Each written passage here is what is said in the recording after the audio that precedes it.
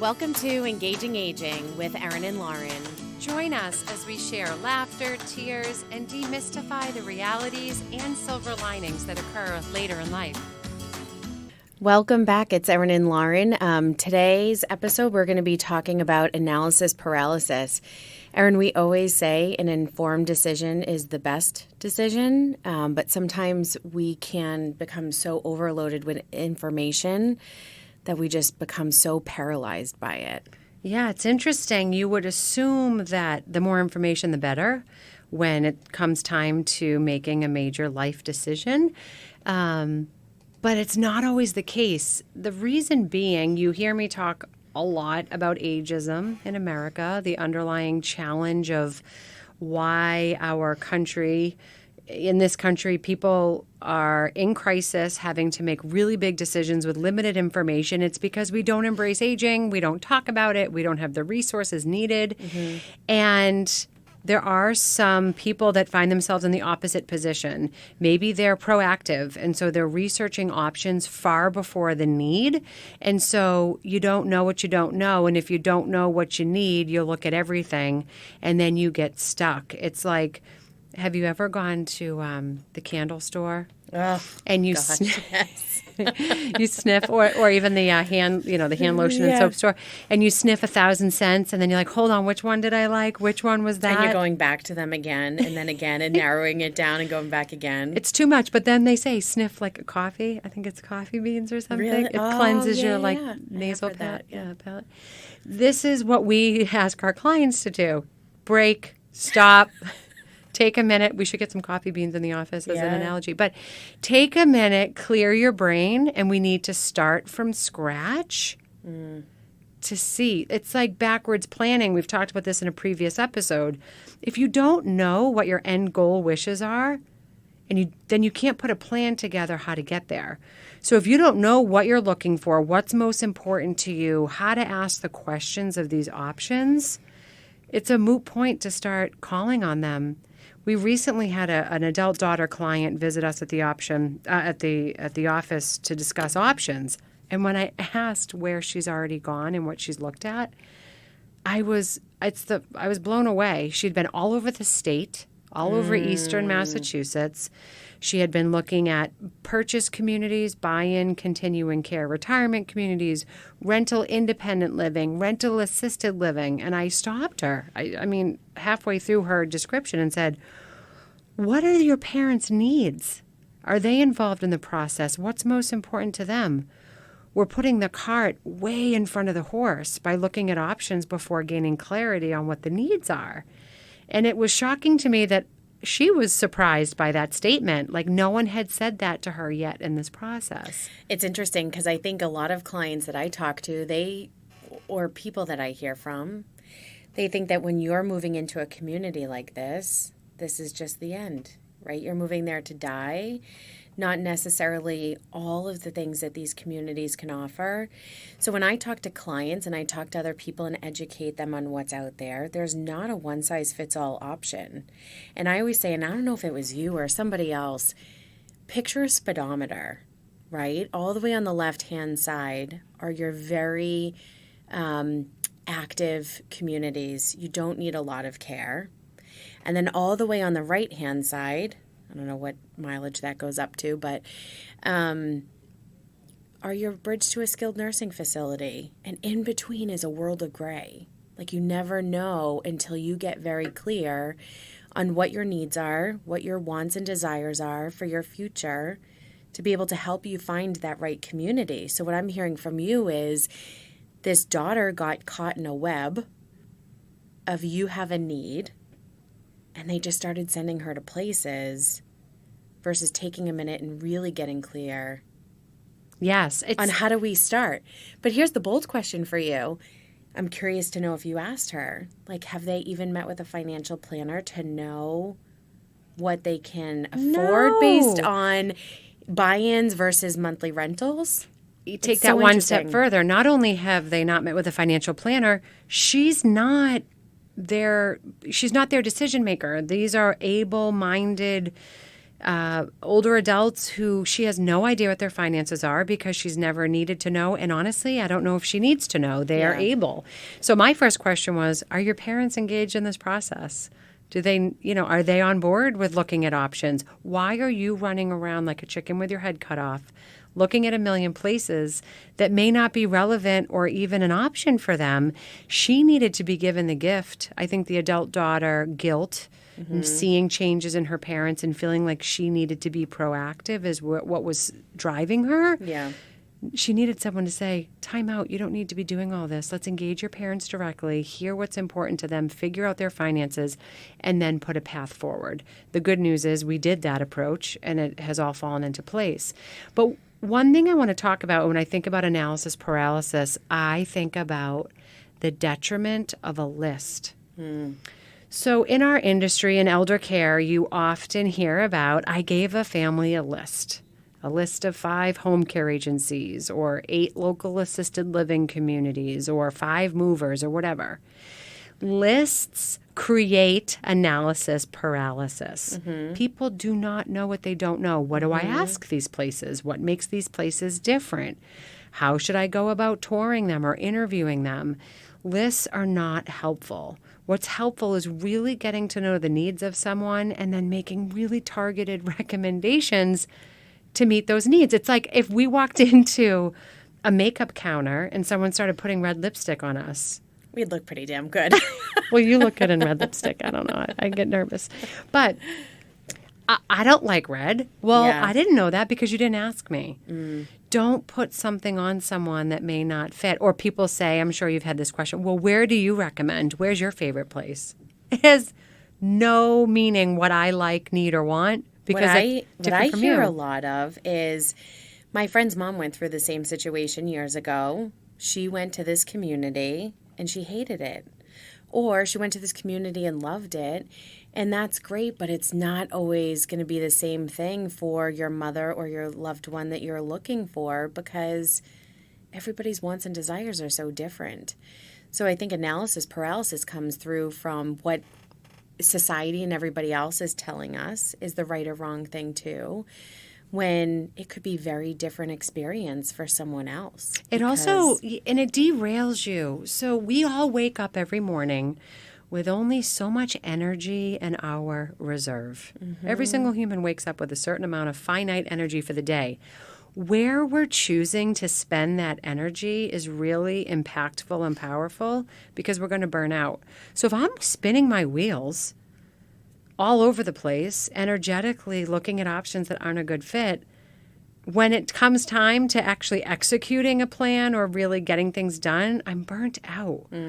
So get clear first and then start to put the options and the pieces together from there. So get clear sounds easy to me, right? But it's not. It's not. I think let's talk about and spend some time talking about how can somebody get clear? Like, what is that first step? Because that, to me, is incredibly overwhelming. I've had people say to me before, just take a piece of paper, start writing, get clear. It's like, what is that prompting question to even ask myself So I want to start that process? I think myself is the key word here. If you're an adult child tuning in to hear this today, it truly needs to be about yourself. When we say get clear, we don't want you to get clear about what you think is important to your parents. Get clear about what's important to you. What do you need for yourself in your day to show up as the best version of yourself to your parents? And once you start to do that, then you can be the best support to them, to engage them in conversation in a fun way with a piece of paper and pen. Mom, what's most important to you? When you think about the next 5, 10, 15 years, what do you want to see for yourself? Dad, what's most important to you? And by the way, if you have a couple in your life whom you're supporting, be ready for very different answers. We have a lot of clients who are couples. Things get interesting. But each person in the scenario can gain clarity on what they want and then start to put a plan forward. And it's not always going to be safety. It's always interesting. It's very rare, actually, that the older adult tells us that their number one goal or priority is safety. Although most people in the senior's life are starting from a point of safety. Of course. So maybe the visiting nurse has come in, or you're meeting with an assisted living, or the adult daughter is worried. Everybody's worried about the older adult's safety. But that's not in alignment with what's most important to them. So when we ask the older adult, what's most important to you? Maybe it's finding joy again. They haven't had much joy. Or maybe it's being social, coming out of the isolation of COVID. Whatever that is, validate that for them, that they got clear that social isolation is not for them. So then take that one step further. Tell me more about that. What activities do you miss being with people and doing? I just had a client yesterday talking to me about the choir. She has sung in a choir for like 30-something years, and she hasn't in over 2 years. And it's really disheartening for her. So regardless of her ability to be able to still do that, she can still be around an atmosphere where there's singing, there's the ability to do We that. can get her back to a choir. Yeah. So transportation has been taken away from her due to her recent physical changes through the pandemic. So we're going to work out transportation so she can get to the choir and sing again. Like, that's a really clear, specific, we got clear and we have an action item to help step forward. For her, when looking at maybe a senior living option, I wouldn't even talk about options that don't have quality music programs within the community and the community at large.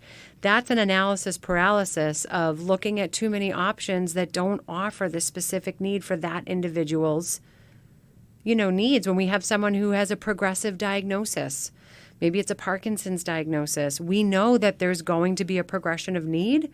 We should only be considering options that can meet that need. Support that in the future. I think that's actually a beautiful exercise to go through, because when you're going through that exercise to find out what's important to you, right? That choir, or, there's Parkinson's disease and you need a community that can support that.